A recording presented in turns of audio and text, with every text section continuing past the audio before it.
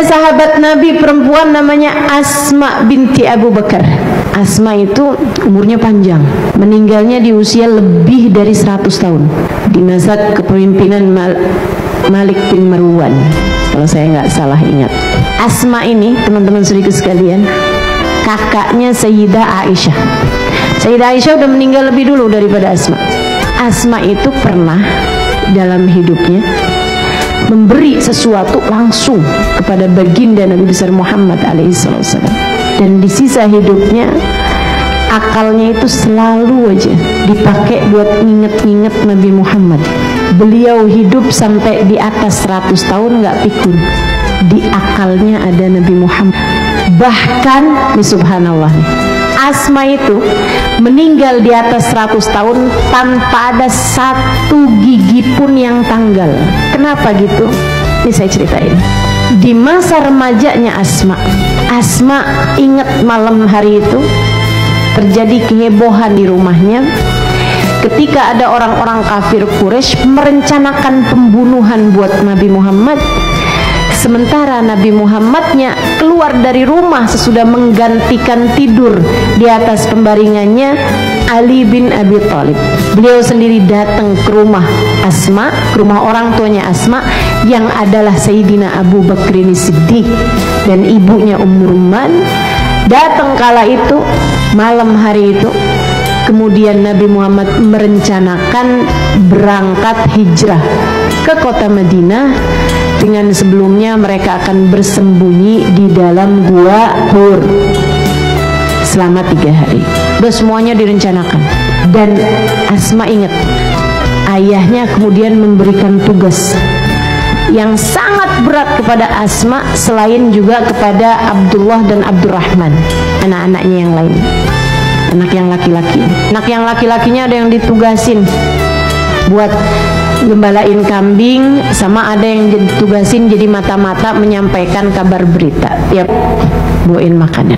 Ada satu hari Asma bawain makanan, ngendap, takut ketahuan kan sama orang kafir Quraisy, dok-dokan setengah mati. Ini kalau ketahuan taruhannya nyawa, teman-teman.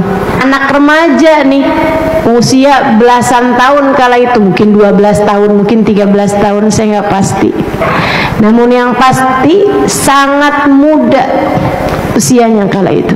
Dia berangkat mengendap-endap bawain makanan, tapi susah banget. Asma kayak hampir numpahin mulu gitu makanannya, karena dia bawa makanan nih nggak pakai diikat. Asma nyari-nyari tali, berapa langkah nyari tali nggak nemu-nemu. Akhirnya dia inget sama sabuk yang sedang dia pakai. Zaman itu sabuknya terdiri dari kain. Jadi Asma pun ambil tuh sabuk, dah nggak sabukan nggak apa-apa deh. Asma, tapi ini dua tempatnya nih mesti dibawa dua-duanya nih pakai tali gitu. Sementara sabuknya hanya satu. Asma pun kemudian membelah sabuknya tersebut dengan giginya. Dia pakai, dia gerigitin sampai akhirnya bisa terbelah. Dia pun belah tuh sabuk jadi dua. Dia ikat makanan yang satu pakai sabuk yang satu, dia ikat lagi pakai yang satunya lagi. Dia pun berangkat jalan sampai masuk ke guanya Nabi Muhammad. Masya Allah, Asma senang banget, alhamdulillah berhasil nih bawain makanan buat dua orang paling tercinta di sisinya. Yang satu orang tua badannya dan juga orang tua akalnya, ayahandanya Sayyidina Abu Bakrin Siddiq, guru dalam kehidupan beliau.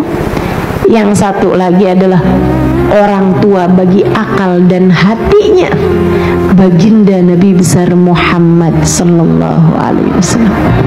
Dua orang paling tercinta dalam hidupnya. Asma suguhin makanannya, Nabi Muhammad lihatin aja. Apa tuh Asma yang kamu pakai buat ngikat makanan itu? Sabuk Rasul. Lah jadi kayak begitu sabuknya. Iya Rasul, pas di jalan tadi nih susah bawa makanannya, saya baru ini gitu, baru rasain gitu. Jadinya nyari tali nggak nemu, ya udah aja lah Rasul. sabuknya saya pakai buat ngikat makanan, tapi kok jadi rusak begitu? Saya belah Rasul pakai gigi saya, kan perlunya 2, sabuknya cuma 1, jadi saya gigitin Rasul, ya saya belah tuh, jadi kayak begitu rusak. Nabi Muhammad bilang, ya Allah, gantikanlah untuk Asma 2 buah sabuk di surga. Asma cuman modal sabuk, dapatnya surga. Kan gak mungkin Asma gak masuk surga kalau udah ditungguin sama 2 sabuk. Membuatmu seharusnya berpikir, sebab ini juga telah membuat saya berpikir, kira-kira apa yang menunggu saya di surga? Atau malah jangan-jangan saya sudah ditunggu sama dosa-dosa di dalam neraka? Apa kira-kira yang sudah menunggumu, teman-teman? Dosa-dosakah yang dapat membuatmu terjerumus saat kamu melewati neraka? Ataukah sebagaimana Asma, kamu sudah ditunggu sama sesuatu yang sewaktu hidup di dunia kamu persembahkan buat Allah lewat jalan Nabi Muhammad?